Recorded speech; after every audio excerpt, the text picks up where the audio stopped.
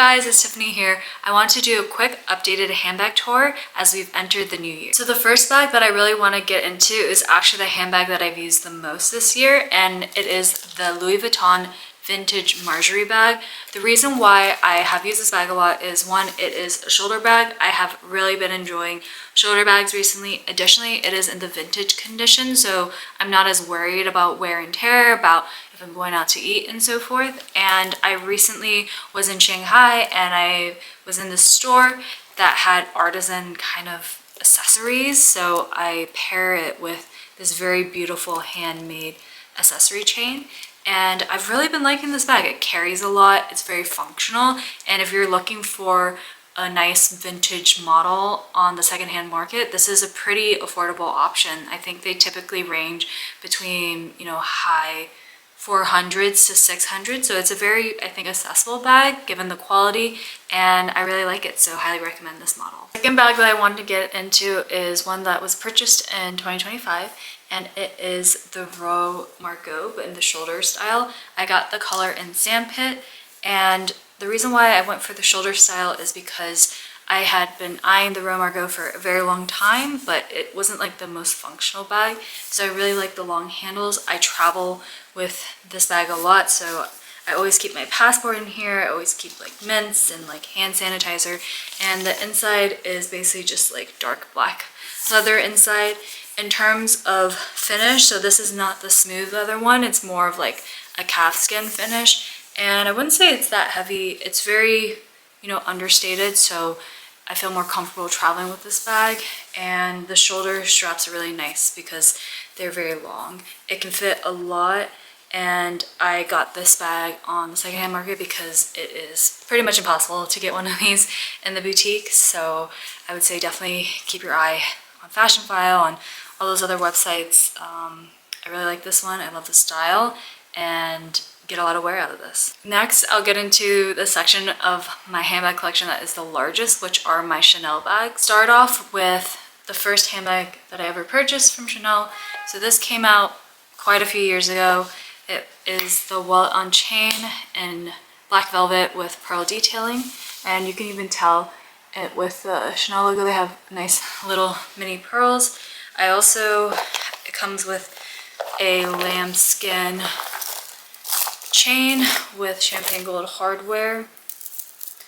I really love the design of this bag. I think the pearl detail is so beautiful and it pairs so nicely with the velvet.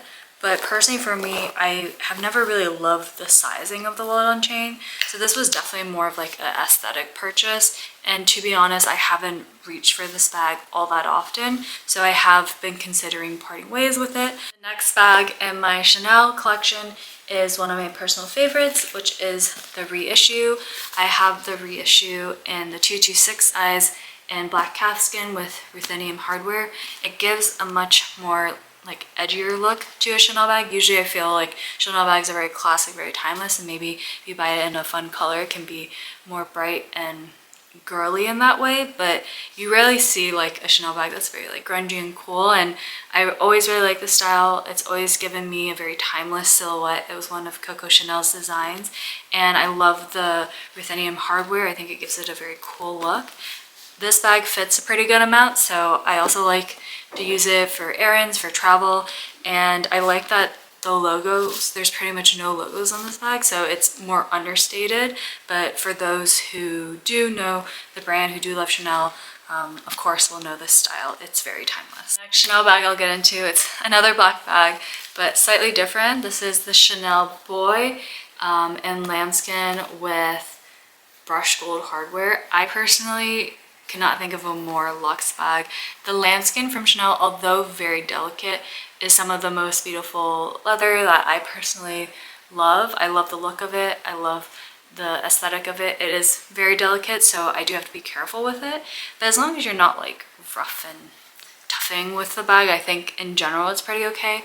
The Boy bag is one that I don't think I reach for as much as, say, the Reissue, because I personally am in an era where I really like white gold and silver hardware, so gold hardware bags tend to clash with that.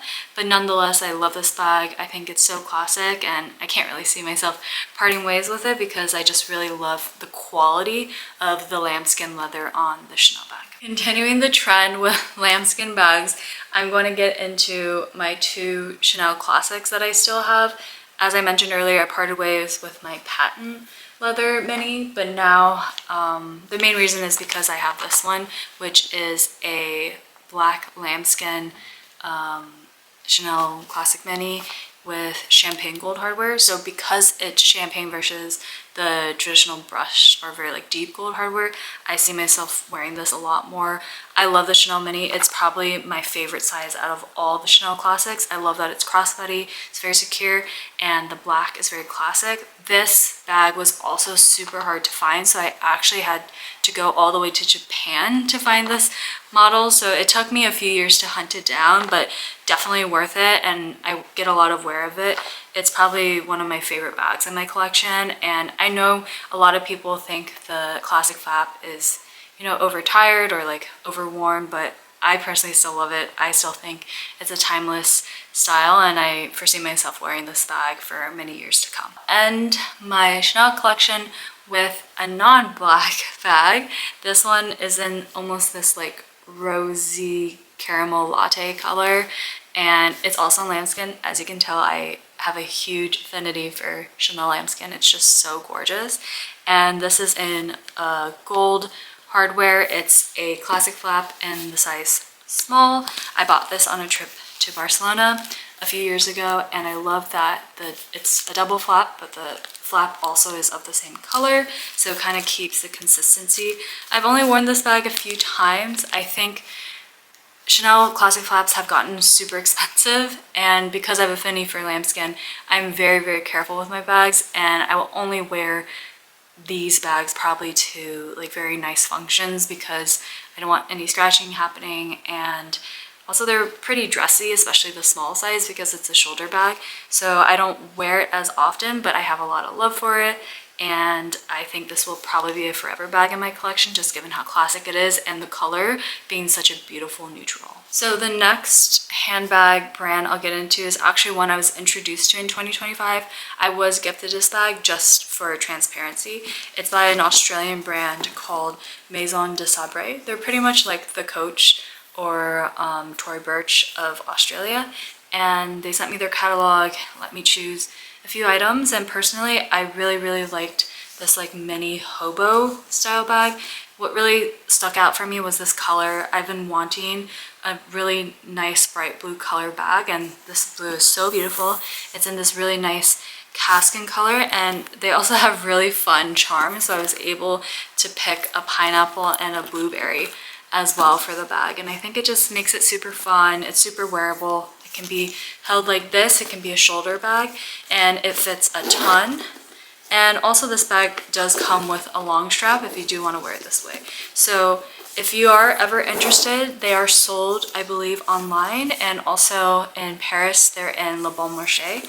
And yeah, highly recommend this brand. It was a new discovery for me, and I've been overall very impressed with the quality of their leather. So the next 2 bags I'll be talking about are from Celine. Celine has been probably my second favorite handbag designer after Chanel for many years, but I will be transparent. I have pared down my collection significantly over the years just because some of the newer designs have spoken to me and some of their older ones I've just phased out naturally. So the first Celine bag that I want to talk about is in the Triomphe silhouette. So this was in a very nice pistachio color with gold hardware.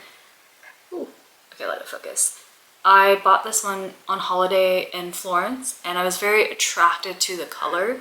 It was a limited edition color. I don't think it's sold anymore, but it's so perfect. This green is so perfect for like a pop of color but still being neutral, so I still wear this quite a bit, and I do like the crossbody. I think it's very functional, and the reason why I kept this one over my box bags is because the way that they've, you know, structured this bag, you can actually fit a little bit more.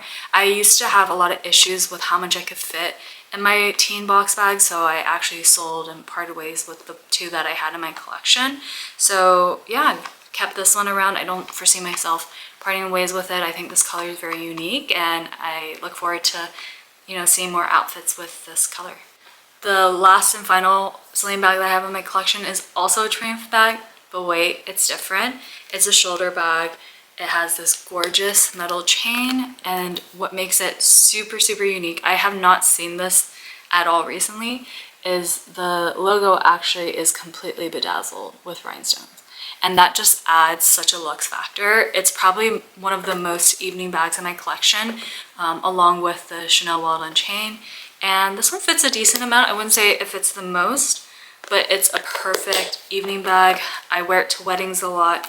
It's just a really, really nice, you know, dress up bag, and I personally really love it. I can never see myself parting ways with this bag. It's just too special and beautiful. Next bag that I'll be talking about is actually the only, I'd say, luxury backpack in my collection, and it's from Prada. It's their classic nylon backpack.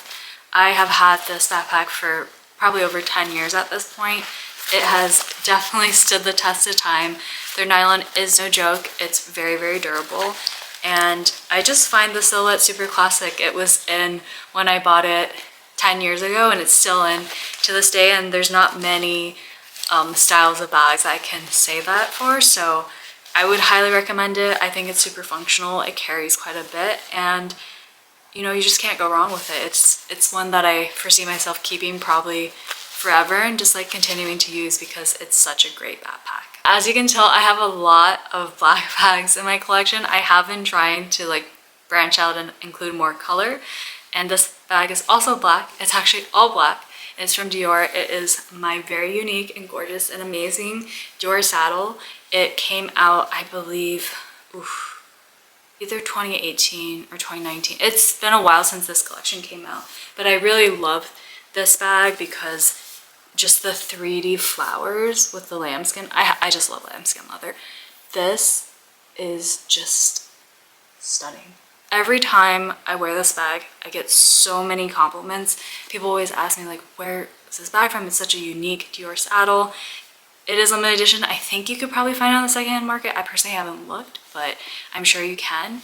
And what I personally love is when you go to Dior and you can get those like little twillies, and I have to wrap it around this gorgeous bag. And I think the all black makes for quite a statement and actually makes it more unique than a traditional black bag. The last and final bag in my collection is from Hermes.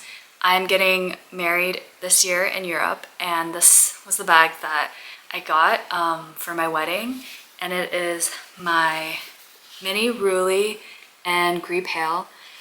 This bag and color combination with the champagne gold hardware is probably one of my favorites that I've ever seen from Hermes. It is in the Swift leather, which I had some reservations getting just because it is so delicate, but I do have a preference for lambskin, so I do think it was the right call to get this one. I'm so excited to get married, and I think, you know, having this gift from my husband, I just feel incredibly grateful. And it's just such a classic silhouette. It's not too out there. You don't see any H's for Hermes, and it's not a Birkin or Kelly, so it's definitely more understated, but still a classic and gorgeous bag. Thank you guys for making it to the end of this video. That is my current bag collection for this year. I will say I have, you know, added a few. I've also let go of a few bags throughout the years, but nonetheless, I'm in pretty good bag piece right now. I wouldn't say there's really any pieces that I'm looking to add right now. A little bit more selective just as I've gotten older with things that I purchase and so forth, and you know, a lot less of those impulse purchases that I did a lot in my early 20s. So I hope this handbag collection was helpful for you guys. Let me know if you have any specific questions on any bags. And thank you again for watching. I'll catch you guys in the next video. Bye!